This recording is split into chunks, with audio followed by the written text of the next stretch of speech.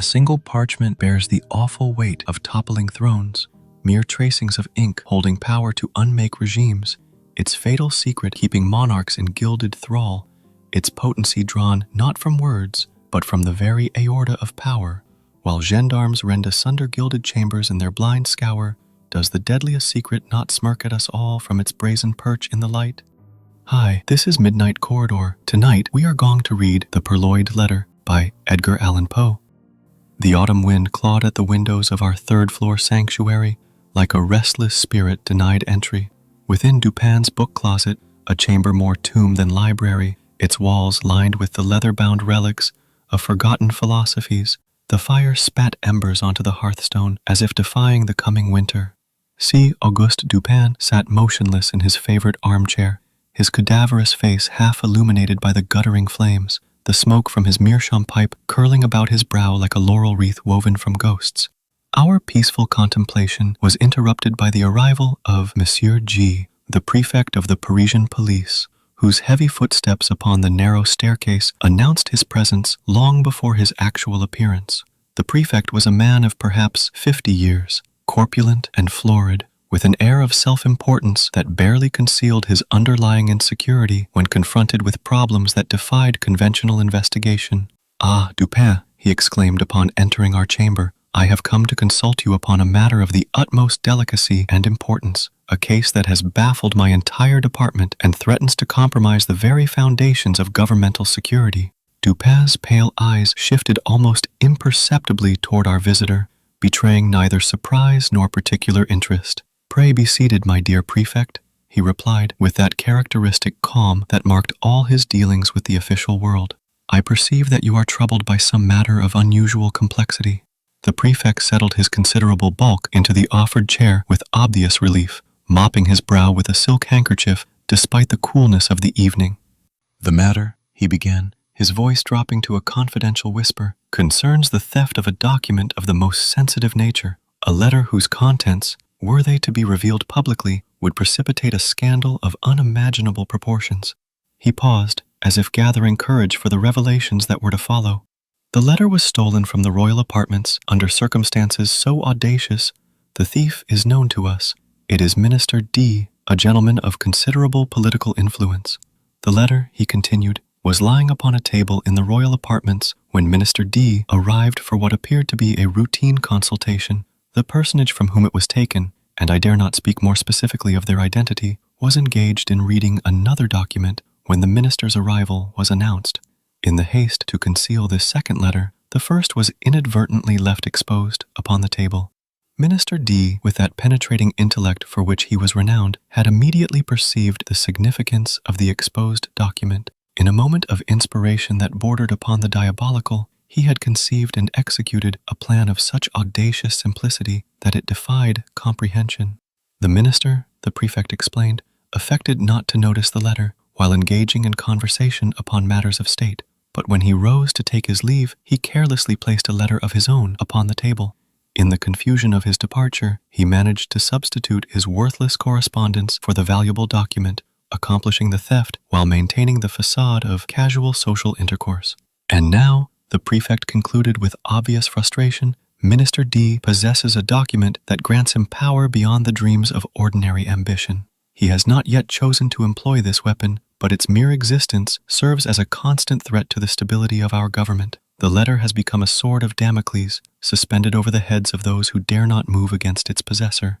The prefect's recitation of his department's investigative efforts revealed the tragic futility of conventional methodology when confronted with a criminal mind of exceptional sophistication.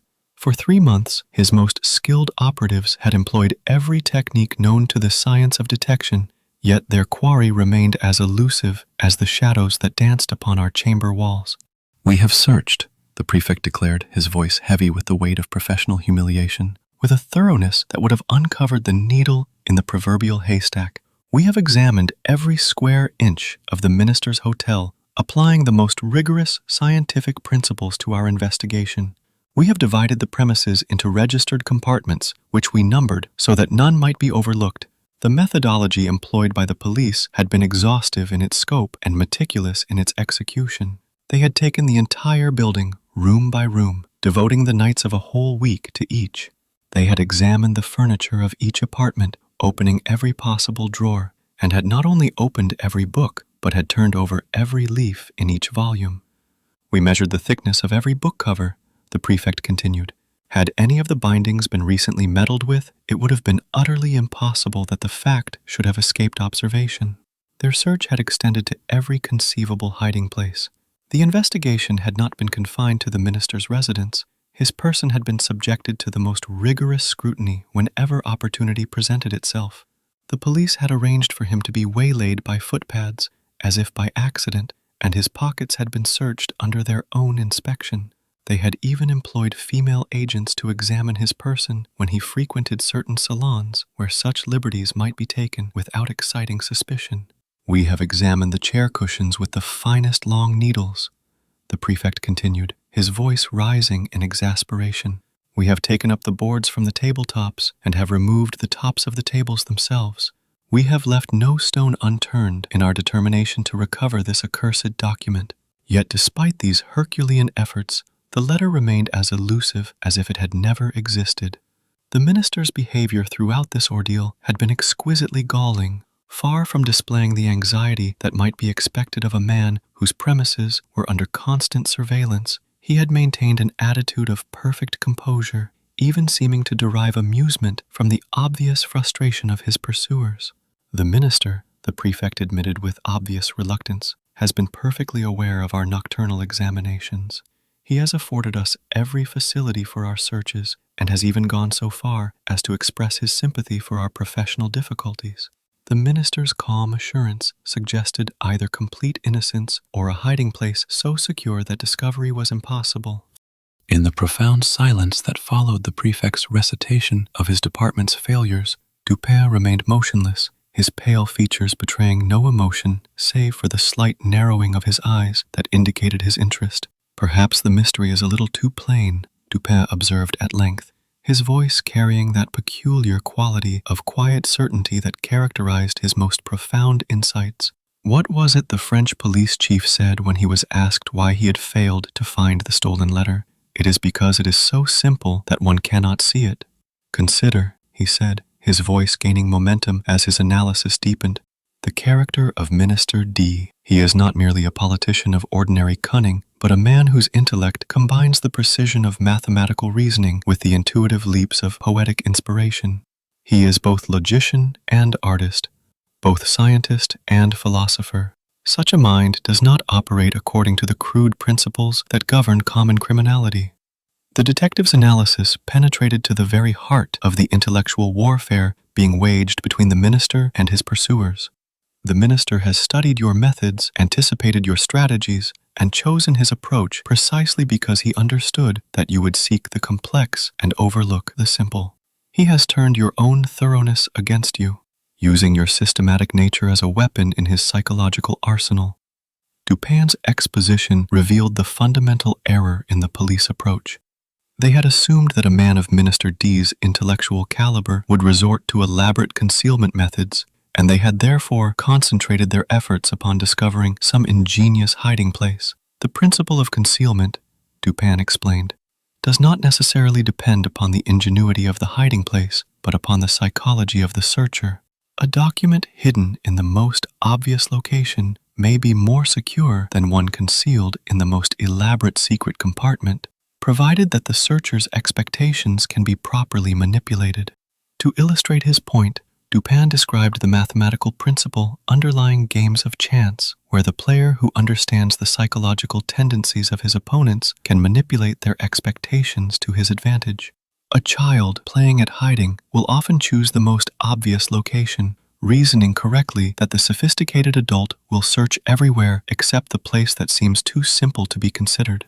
Minister D, Dupin continued, his voice carrying the authority of absolute logical certainty, has applied this principle with consummate skill. He has reasoned that the police, trained to discover the concealed, would never think to examine closely that which appears ordinary and commonplace.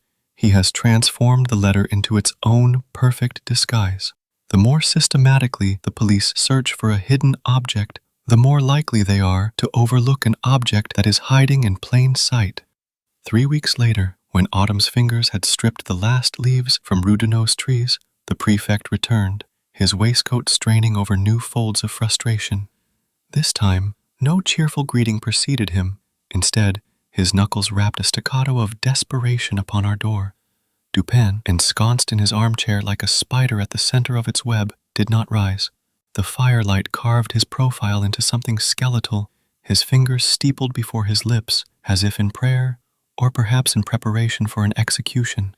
"You have it," the prefect gasped, his jowls quivering.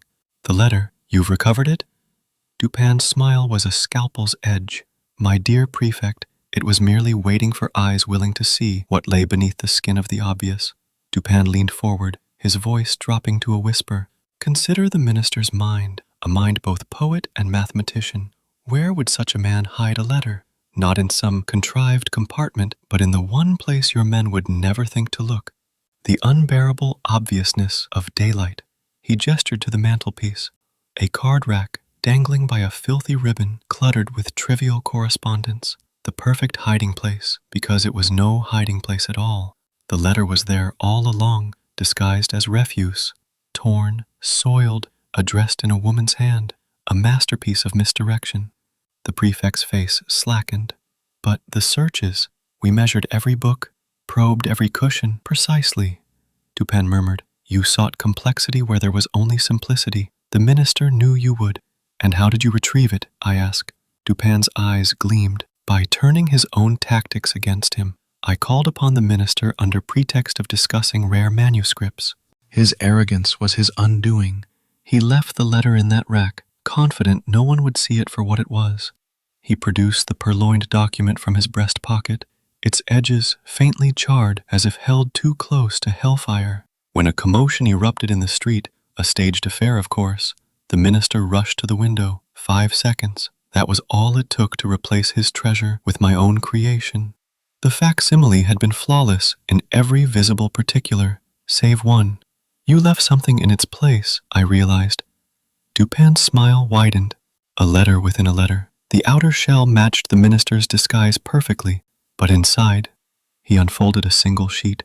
Upon it, in his own precise hand, lay the damning line from Crebillon. Un dessein si funeste, s'il n'est digne d'être, est digne de tieste. Atreus and Thyestes, Dupin murmured. The minister will understand the reference, and remember Vienna. The prefect blinked. Vienna? Where he once did me a discourtesy, Dupin said softly. I told him then I would remember it. This is that remembrance. The prefect clutched the recovered letter like a holy relic, and the minister, when he discovers the substitution, will say nothing, Dupin interrupted. To admit the deception is to admit his defeat. Dupin smiled. It was a lesson in humiliation. By leaving my mark, I proclaim that I penetrated not just his hiding place, but his very mind. The minister will spend sleepless nights wondering when our roles reversed, when the spider became the fly.